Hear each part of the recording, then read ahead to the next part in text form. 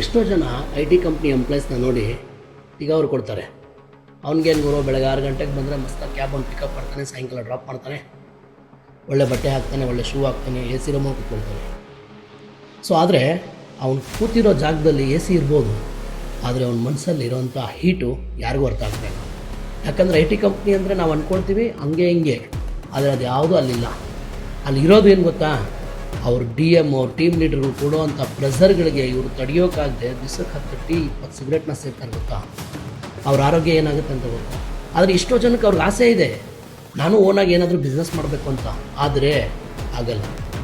ತಿಂಗಳಾದರೆ ಸಾಕು, ಮನೆ ಜವಾಬ್ದಾರಿ, ತಂದೆ ತಾಯಿಗೆ ಮೆಡಿಸನ್ಸು, ತಂಗಿಗೆ ಅಕ್ಕನಿಗೆ ಖರ್ಚು, ಕಾಲೇಜು, ಎಲ್ಲ ಜವಾಬ್ದಾರಿ ಹೊತ್ಕೊಂಡಿರ್ತಾರೆ. ಇದು ಒಬ್ಬ ಮಿಡಲ್ ಕ್ಲಾಸ್ನ ಸಾಫ್ಟ್ವೇರ್ ಕಂಪ್ನಿ ಎಂಪ್ಲಾಯ್ಸ್. ಎಷ್ಟೋ ಜನ ಇವತ್ತು ನಾವು ನೋಡ್ತಾ ಇದ್ದೀವಿ. ನಾನು ಕೂಡ ಐ ಟಿ ಕಂಪ್ನಿನಲ್ಲಿ 2 ವರ್ಷಗಳ ಕಾಲ ಜಿಮ್ ಕೋಚಾಗಿ ಕೆಲಸ ಮಾಡಿದಾಗ ಅವರು ಜಿಮ್ಮಿಗೆ ಬರ್ತಾರೆ, ವರ್ಕೌಟ್ ಮಾಡಬೇಕು ಅಂತ ಆಗ್ತಾ ಇರಲಿಲ್ಲ ಅವ್ರ ಕೈಯಲ್ಲಿ. ಯಾಕಂದರೆ ವರ್ಕ್ ಪ್ರೆಸರ್ ಆ ರೀತಿ ಇರ್ತಾಯಿತ್ತು. ಬೆಳಗ್ಗೆ 6 ಗಂಟೆಗೆ ಬಂದು ರಾತ್ರಿ 12 ಗಂಟೆಗೆ ಮನೆಗೆ ಹೋದರೂ ಕೂಡ ಅವ್ರಿಗೆ ವರ್ಕ್ ಫ್ರಮ್ ಹೋಮ್ ಇದ್ದೇ ಇರುತ್ತೆ. ನೀವು ಅಂದ್ಕೊಂಡಷ್ಟು ಈಸಿ ಅಲ್ಲ. ಆ್ಯಕ್ಚುಲಿ ಹೇಳಬೇಕಂದ್ರೆ ಇವತ್ತು ನೀವು ಸ್ವಂತ ಬಿಸ್ನೆಸ್ ಮಾಡ್ತಾಯಿದ್ದೀರಿ ಗೊತ್ತಾ.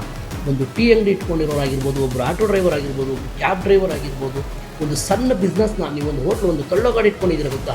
ಆ್ಯಕ್ಚುಲಿ ನೀವು ನಿಜವಾಗ್ಲೂ ನಿಮ್ಮದೇ ಇದ್ದೀರ. ಇದನ್ನು ಅರ್ಥ ಮಾಡ್ಕೊಳ್ಳದೆ ತುಂಬ ಜನ ಇವತ್ತು ಐ ಟಿ ಕಂಪ್ನಿ ಎಂಪ್ಲಾಯ್ ಅಂದರೆ ಸಾಕು ಏನೇನೋ ಅನ್ಸ್ಕೊಂತಾರೆ. ದಯವಿಟ್ಟು ದೂರದ ಬೆಟ್ಟ ನುಣ್ಣಿಗೆ ಅಂದಂಗೆ ನೋಡಿದ್ದೆಲ್ಲ ಒಳ್ಳೆಯದು, ನೋಡಿದ್ದೆಲ್ಲ ಚೆನ್ನಾಗಿದೆ ಅಂತ ತಿಳ್ಕೊಳಕ್ಕೆ ಹೋಗ್ಬೇಡಿ. ಅವ್ರಿಗೂ ಆದಂಥ ನೋವುಗಳು, ಅವ್ರಿಗೆ ಆದಂಥ ಕನಸುಗಳಿರುತ್ತೆ. ಎಷ್ಟೋ ವಿಚಾರಗಳಲ್ಲಿ ಅವ್ರ ಯಶಸ್ಸನ್ನು ಗಳಿಸೋಕ್ಕಾಗಲ್ಲ. ಸೊ ನಾನು ಹೇಳುವಂಥ ವಿಚಾರ ಏನಪ್ಪ ಅಂದರೆ, ಪ್ರತಿಯೊಬ್ಬ ವ್ಯಕ್ತಿನೂ ತನ್ನದೇ ಆದಂಥ ತಾನು ಬಿಸ್ನೆಸ್ಸನ್ನು ಸೃಷ್ಟಿ ಮಾಡ್ಕೊಂಡಾಗ ಮಾತ್ರನೇ ಅವನ ಜೀವನದಲ್ಲಿ ನೆಮ್ಮದಿ ಮತ್ತು ಸಂತೋಷನ ಕಾಣೋಕ್ಕೆ ಸಾಧ್ಯ.